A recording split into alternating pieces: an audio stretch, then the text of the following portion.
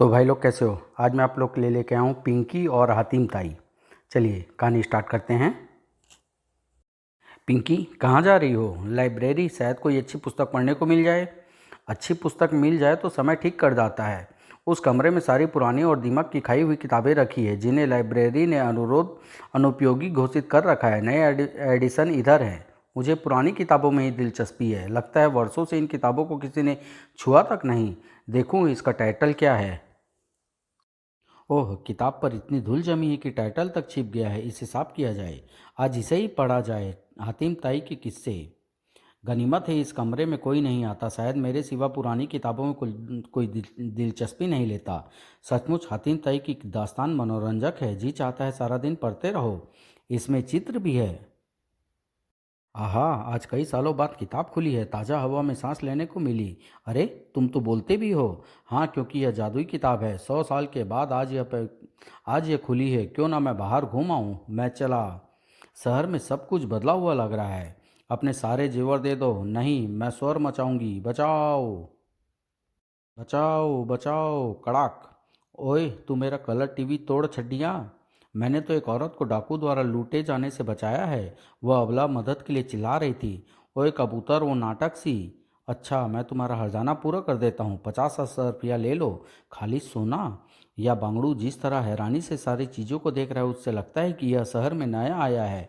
इसके पास काफ़ी माल लगता है। टक्कर! भाई देख कर चलो। मैंने सिक्कों से भरी उसकी थैली मार ली।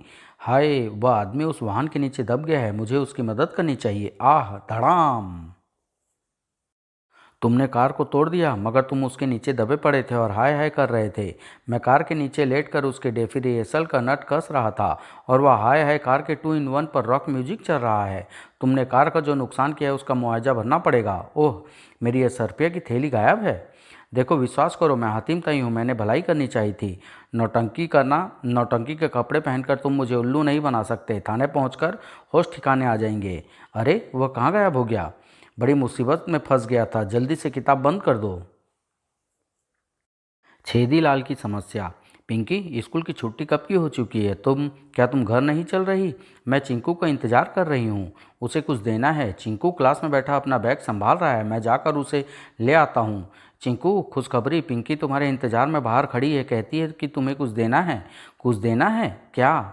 यह तो उसने नहीं बताया, मगर वह टॉफ़ियाँ खा रही थी। टॉफ़ियाँ? वह ज़रूर इसीलिए मेरे इंतज़ार कर रही है। पिंकी, मैं आ गया।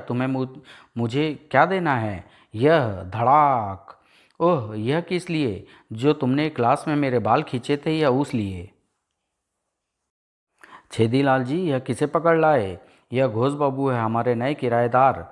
स्टेशन से इन्हें ला रहा हूँ। यह इस शहर में अजनबी हैं। तुम तो जानते हो मेरा मकान काफ़ी अरसे से खाली पड़ा है। जितने किराएदार आए 2-4 दिनों में भाग गए। शहर का कोई आदमी वहाँ नहीं आना चाहता। इसलिए मैं इस नए बाबू को स्टेशन से घेर कर लाया हूँ। शायद कुछ दिन टिक जाएं। आइए घोष बाबू, मकान इधर है। ऐसा मकान आपको पूरे शहर में नहीं मिलेगा। पास ही बाजार है जहाँ हर तरह की चीज़ें मिलती है। खुले कमरे, हवादार खिड़कियाँ, बिजली पानी की कोई दिक्कत नहीं, कोई पगड़ी नहीं। किराया सिर्फ 500 रुपये। मुझे मकान पसंद है। मैं सिलीगुड़ी से आया हूँ, सफ़र में थक गया हूँ। अब मैं आराम करूँगा। ठीक है, मैं चलता हूँ। खर खर अंकल जी, मैं पिंकी हूँ। मैं आपके पड़ोस में रहती हूँ। आप नए किराएदार हैं ना? आपको आते देखा था। आपका क्या नाम है? तपन चंद घोष। मैं सोऊंगा, तुम जाओ, फिर कभी आना। अच्छा नाम है। आप कहाँ से आए हैं? पिताजी का क्या नाम है? सिलीगुड़ी से आया हूँ। पिता का नाम विक्रम चंद घोष, वह डाकघर में हेड क्लर्क हैं। दादा का नाम अतुल्य चंद घोष, वह गांव में खेती बाड़ी करते हैं। परदादा का नाम अमलायु चंद घोष, जब वह जिंदा थे तब एक जमींदार में मुंशी थे। सन 1932 में वह मर गए। मेरे लकड़ दादा और उसके पिता कौन थे नहीं जानता। अब तुम जा सकती हो। मैंने सिर्फ आपके पिता का नाम पूछा था, खानदानी इतिहास नहीं। घर आए मेहमान को कोई निकालता थोड़ी ही है। आइए कुछ देर बैठकर बातें करें। ओह, तुम मेरे बैग पर बैठ गई। खड़ी हो जाओ। तुम्हारे बोझ से टूथपेस्ट की ट्यूब पिचक कर मेरे कपड़ों पर फैल गई। अब मैं क्या पहनूंगा? बैग में रखे सारे कपड़े खराब हो गए। अरे, अब तो आंसू बहाने लग गए। मेरे दादाजी का कहना है कि बहादुर इंसान रोते नहीं। रोऊं नहीं तो और क्या करूं? इस घर में पैर रखते ही नुकसान हो गया। अब आपका नुकसान नहीं होगा। अब तो मुस्कुरा दो, मैं आपका दूसरा बैग उठाकर अंदर कमरे में रख आती हूँ ताकि कोई आकर इस पर ना बैठ जाए। नहीं, इस बैग को नीचे रख दो, आप तो यूं ही तसल्लुफ़ कर रहे हैं, यह तो मेरा फ़र्ज़ है। बैग छोड़ दो। धड़ाम। तुमने फिर मेरा नुकसान कर दिया, इसमें कीमती इत्र की शीशियाँ थी, तुमने सब तोड़ डाली। वाह, क्या भीनी भीनी खुशबू आ रही है। जिस पड़ोस में ऐसी मुसीबत रहती हो, मैं वहाँ नहीं रहूँगा। आज ही यह मकान छोड़कर जा रहा हूँ। यह किराएदार भी गया। समाप्त।